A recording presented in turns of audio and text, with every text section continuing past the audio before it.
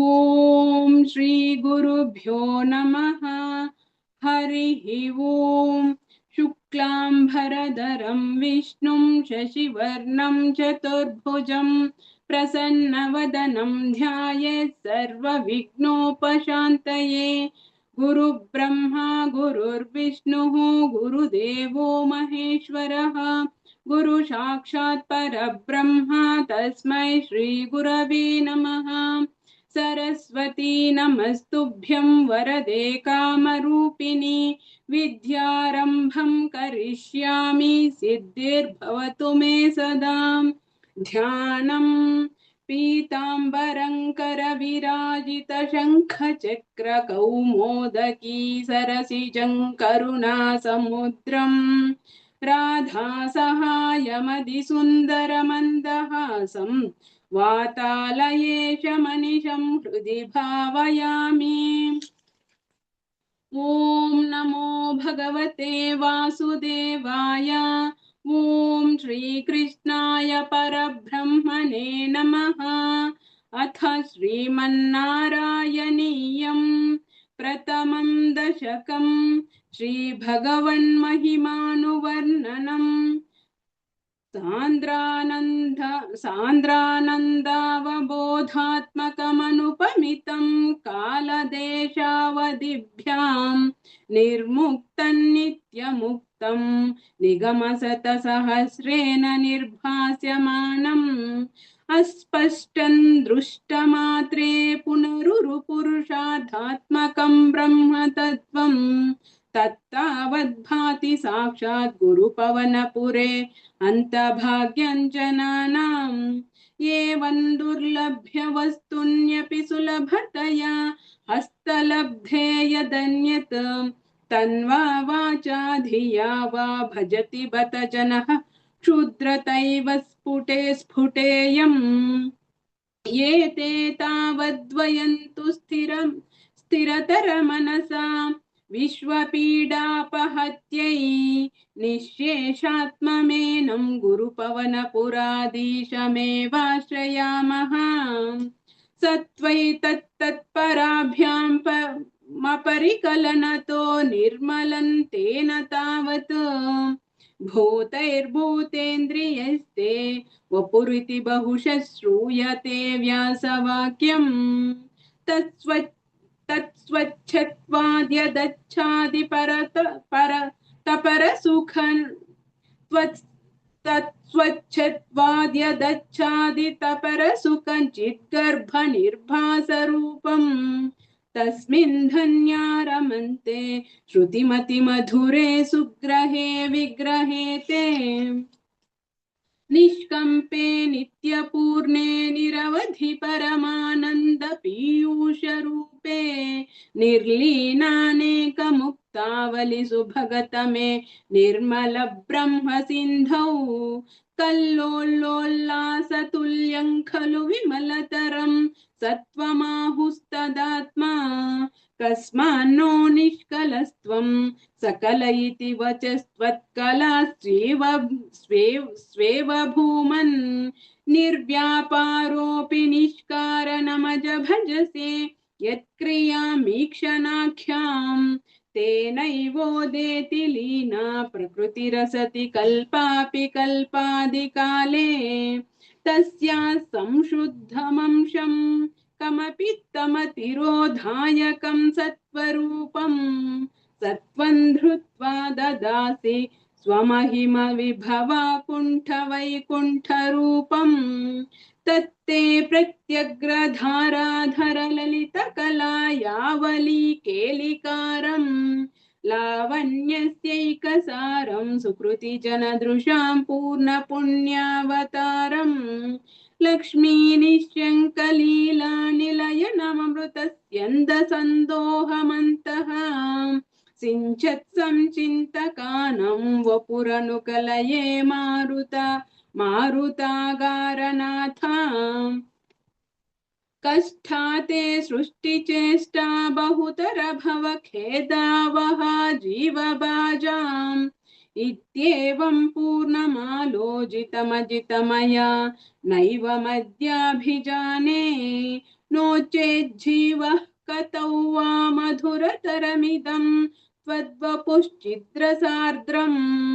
नेत्रैश्चोत्रैश्च पीत्वा परमरससुधाम्भोधि पूरेरमेरन् नम्राणां सन्निधत्ते सततमपि पुरैस्तैरनभ्यर्थिताप्यर्थान् कामानजस्रम् वितरति वितरति परमानन्दसान्द्राङ्गतिं च इत्थन्निशेषलभ्यो निरवधिकफलः पारिजातो हरेस्त्वम् क्षुद्रन्तं चक्रवाटी द्रुममभिलषति व्यर्थमर्थ्युव्रजेयम् कारुण्यात् काममन्यं ददति खलु परे स्वात्मदस्त्वौ विशेषात् ऐश्वर्यादीशते न्ये जगति परजने स्वात्मनोऽपीश्वरस्त्वम् त्वय्युच्चैरारमन्ति प्रतिपदमधुरे चेतना स्फीतभाग्याः त्वञ्च त्वञ्चात्मा रामये वेत्यतुलगुणगणाधारशौरे नमस्ते ऐश्वर्यं शङ्करादीश्वर विनियमनं विश्वतेजोहराणाम् तेजस्संहारि वीर्यं विमलमपि यशो निःस्पृहैश्चोपगीतम् अङ्गासङ्गा सदा श्रीरखिलविदसि न क्वापि ते सङ्गवार्ता तद्वातागारवासिन्मुरहर भगवच्छब्दमुख्याश्रयोऽसि इति श्रीमन्नारायणीये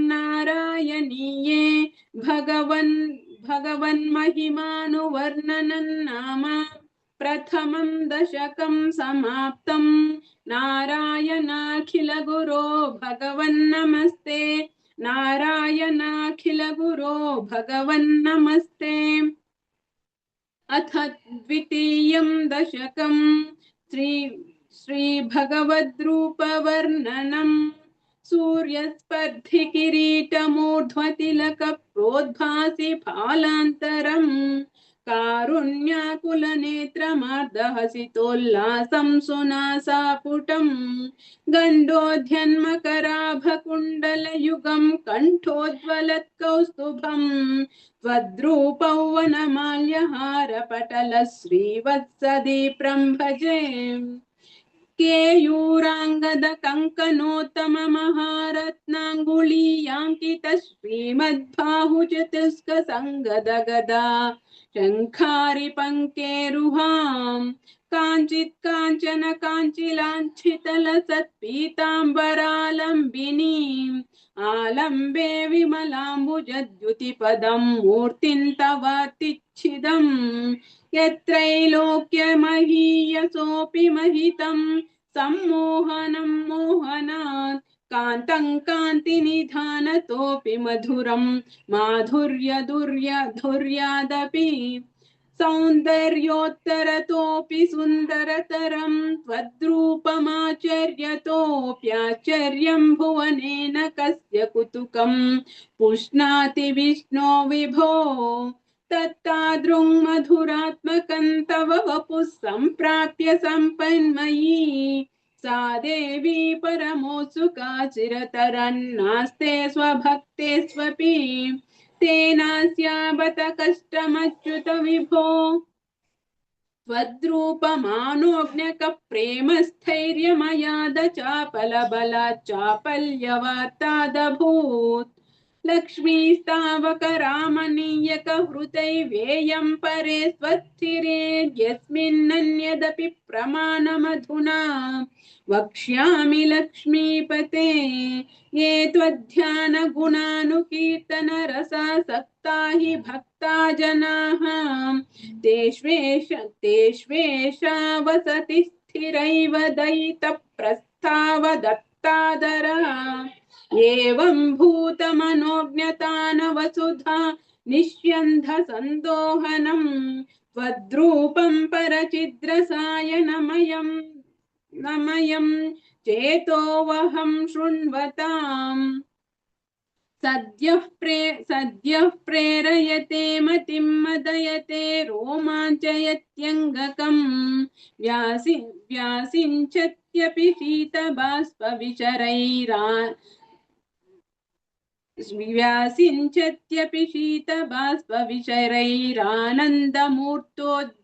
मूर्च्छोद्भवैः एवं भूततया हि भक्त्यभीतो योगः स योगद्वयात् कर्मज्ञानमयाद् भृशोत्तमतरो योगीश्वरैर्गीयते सौन्दर्यैकरसात्मके त्वयि खलु प्रेम प्रकर्षात्मिका भक्तिर्निश्रममेव विश्वपुरुषैर्लभ्या रमावल्लभा निष्कामन्नियतस्वधर्मचरणै यत्कर्म योगाभिदं विधं तद्दूरेत्यपलै यदौपनिषदज्ञानोपलभ्यं पुनः तत्त्वव्यक्ततया सुदुर्गमतरं चित्तस्य तस्माद् विभो त्वत्प्रेमात्मक भक्तिरेव सततं स्वादीयसी श्रेयसी अत्यायासकराणि कर्मपटलान्याचर्य निर्यन्मलाः भोदे भक्तिपथे तवाप्युचितता मायान्ति किन्तावता क्लिष्ट्वा तर्कपथे परन्तव पुर्ब्रह्माख्यमन्ये पुनः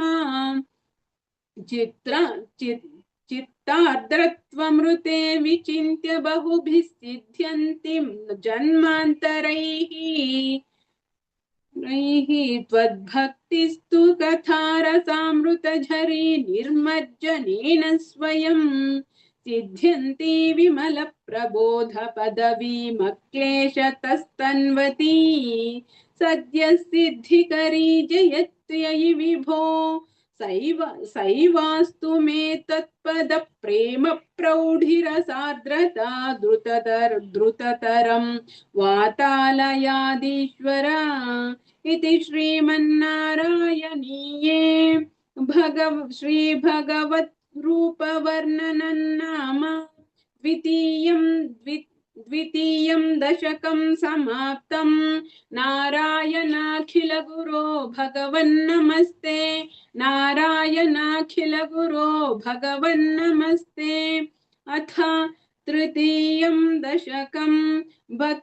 भक्तस्वरूपवर्णनं भक्तिप्रार्थना च पठन्तो नामानि प्रमदभरसिन्धौ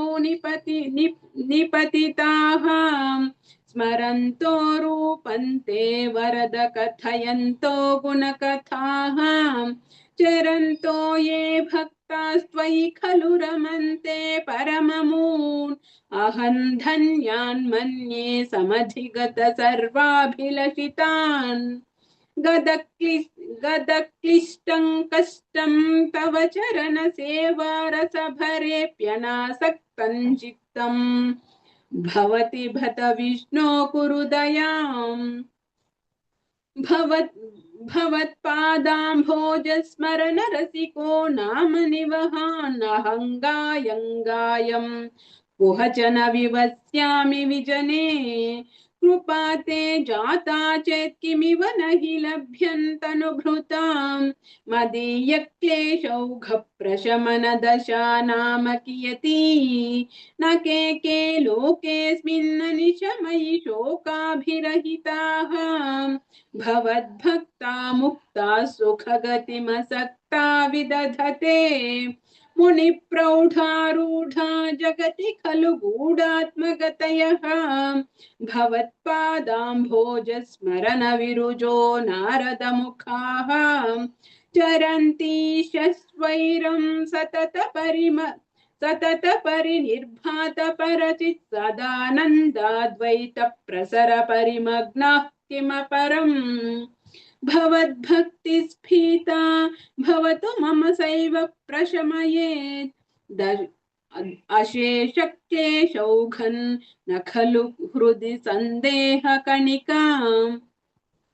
न चेद्व्यासस्योक्तिस्तव च वचनन्नैगमवचः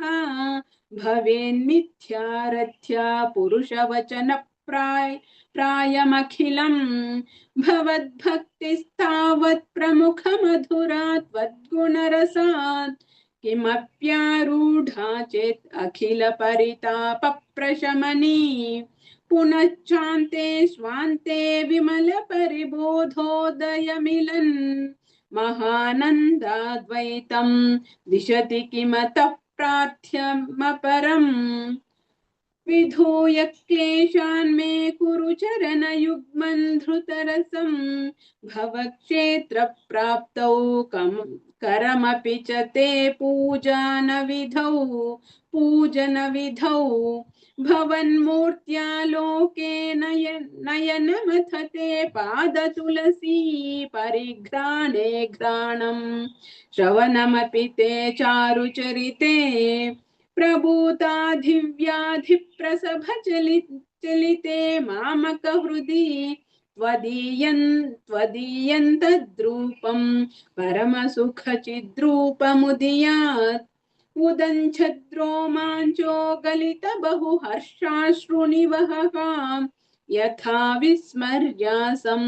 दुरुपशमपीडा दुरुपशमपीडा परिभवान् मरुद्गेहादीशत्वयि खलु पराञ्चोऽपि सुखिनः भवत्स्नेही सोऽहं सुबहु परितप्ये च किमिदम् अकीर्तिस्ते मा भूत्वरद गदभारं प्रशमयन् भवद्भक्तोत्तंसं झटिति कुरु माङ्कं सदमना किमुक्तैर्भूयोभिस्तव हि करुणा यावदुदीयादहं तावद्देव प्रहित विविधार्थ प्रलपितः